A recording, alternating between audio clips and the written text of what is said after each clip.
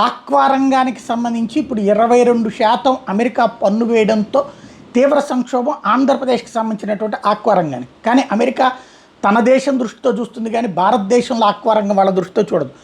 ఇక్కడ రాష్ట్ర ప్రభుత్వం ఆదుకోవాలి, లేదా దేశంలోని ఇతర రాష్ట్రాలకి వెళ్ళడానికి తగిన ఏర్పాటు చేయాలి. అయితే మూలిగే నక్క మీద తాటిపండు పడ్డ చందంగా ప్రస్తుతం అసలే ఆర్థిక సంక్షోభంలో ఉన్నటువంటి ఆక్వా రంగానికి ఈ కొత్త సంక్షోభం ఎదురవుతున్న నేపథ్యంలో చంద్రబాబు నాయుడు గారు కేంద్రానికి లేఖ రాసి చేతులు దులుపుకుంటే, చంద్రబాబుని టార్గెట్ చేస్తూ కేంద్రాన్ని ఏమనకుండా జగన్మోహన్ రెడ్డి తనదైన స్టైల్లో స్టేట్మెంట్ ఇచ్చుకొచ్చారు.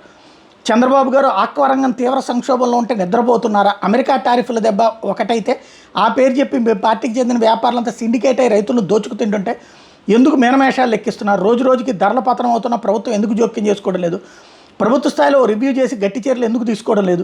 రైతులంతా గగ్గోలు పెడితే మీడియా వైఎస్ఆర్ కాంగ్రెస్ పార్టీ నిలదీస్తే కేంద్రం లేఖ రాసి చేతులు దులుపుకోవడం ఎంతవరకు సమంజసం? ఇక ప్రభుత్వం ఉండి ఏం లాభం?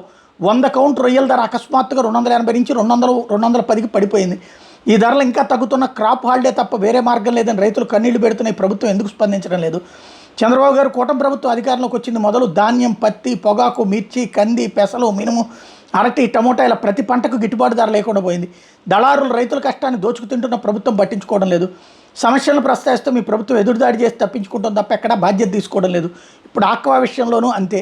ఎగుమతుల్లోనూ అలాగే విదేశీ మారక ద్రవ్యానికి సంబంధించినటువంటి అంశాల్లోనూ ఏదైతే ఎగుమతుల్లోనూ అలాగే విదేశీ మారక ద్రవ్యాన్ని ఆర్జించడంలోనూ రాష్ట్ర ఆక్వా రంగం దేశంలోనే నెంబర్ 1. అలాంటి రంగాన్ని మరింతగా ఆదుకోవడానికి ఆక్వాకల్చర్ డెవలప్మెంట్ అథారిటీ మా హయాంలో ఏర్పాటు చేసాం.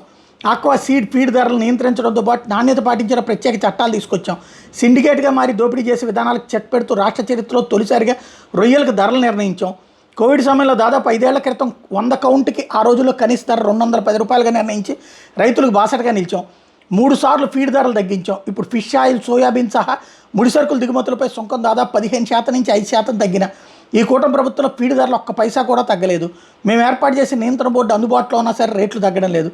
గతంలో చంద్రబాబు హయాంలో ఆక్వా జోన్ పరిధిలో కేవలం 80 నుంచి 90 వేల ఎకరాలు ఉంటాయి.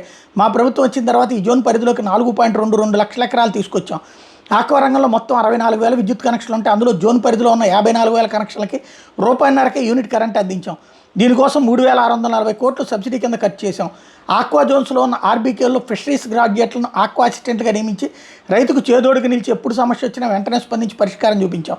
ఇప్పుడు ఆర్బీకేఎస్ వ్యవస్థను నాశనం చేసి అత్యధికంగా ఆర్జిస్తున్న రంగాన్ని దెబ్బతీస్తున్నారు. చంద్రబాబు గారు ఇప్పటికైనా కళ్ళు తెరవండి. వెంటనే రొయ్యలకు ధరలు ప్రకటించి ధరల పతనాన్ని అడ్డుకోండి. అమెరికా టారిఫ్ల పేరుతో రైతుల్ని దోచుకుతింటున్న వారిపై కఠిన చర్యలు తీసుకోండి. ఈ టారిఫ్లు అన్నవి కేవలం మన దేశానికి మాత్రమే పరిమితమైన కావు. ఇక ముందు కూడా ఇవి కొనసాగుతాయి. ఊరికే ఓ లేఖ రాసి చేతులు దులుపుకోవడం కాదు.